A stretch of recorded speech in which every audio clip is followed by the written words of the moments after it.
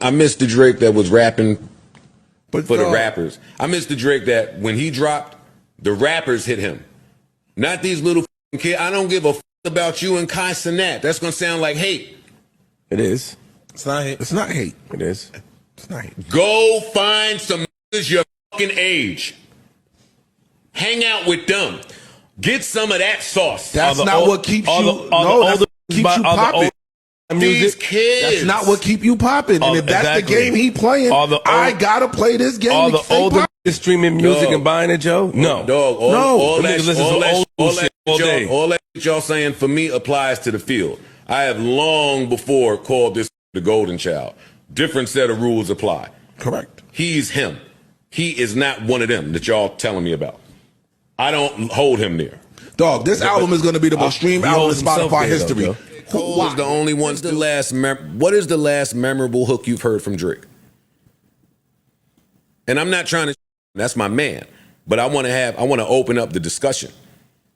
Even when he used to do features, it was his dominant hook. Mm-hmm. I haven't heard a dominant hook from Drake in a long time. That's a good point. You are 36. Your birthday is in 20 days. I Googled that too. You will be 37 years old. Get the away from some of these younger niggas and stop these 25-year-olds. I'm listening to the album.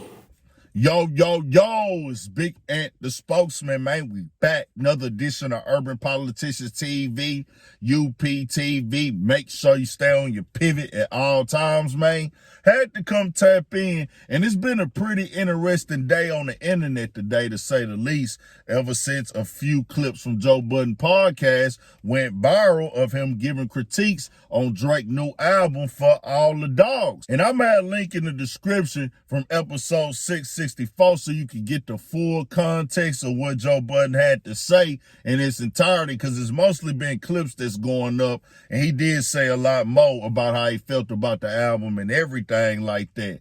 Well, Drake wasn't too happy about it and came to the internet and typed out a real long memo, short story, or whatever you want to call it. He really went all the way there with Joe Budden, critiqued his career, said that he's basically hating, and said that, hey, I'm in a better position than you. You failed at rap and things like that.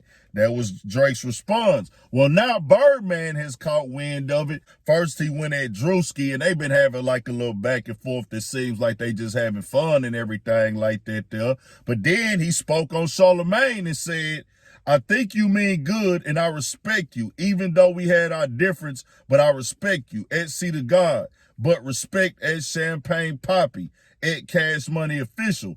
And Charlemagne just recently had said that him and Birdman have had a discussion on the phone ever since the incident went down at the Breakfast Club, and he said everything was good himself on his side also. But then he went at Joe Budden and said, calm down, brother. You're not built for this real gangster-ish. At Champagne Poppy the GOAT, at Cash Money Official.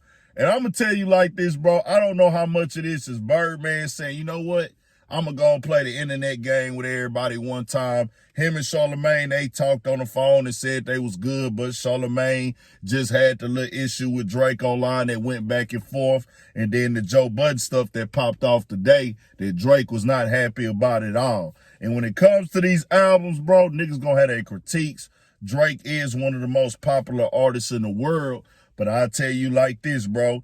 Niggas gonna say what they got to say about the album. Joe was very passionately speaking. He was turned up. So it's gonna be taken as a diss on the other side. Some of the comments he was making about the age and the things like that. They're like, oh, you trying to stomp and, tear down my album, bro.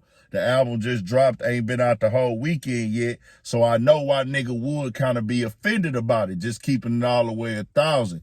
But Joe gave his honest opinion. He's in that lane now. This is what he does. He does media.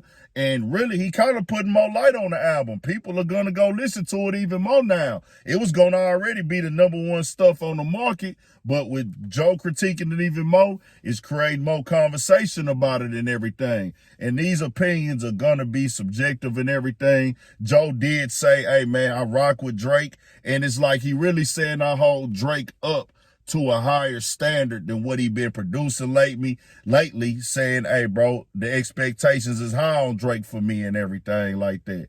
Drake has always been way up here on this level. Seems like he just kind of going with the trend or the wave of what's going on right now. But to each his own. Tell me what y'all think. We got more coming, more videos, all that 1000. Stay on your pivot for shit show.